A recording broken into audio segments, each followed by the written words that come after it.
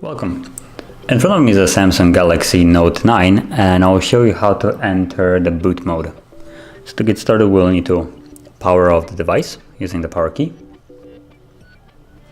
and then tap on power off and once more. Wait for the device to shut off.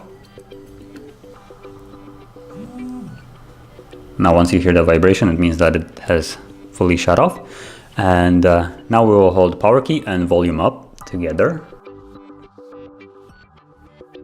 And as you can see, now we're in a boot mode.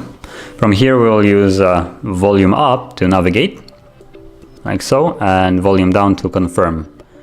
And if you wish to leave this mode, you can just select normal boot and then press volume down to basically reboot the device back to the Android screen.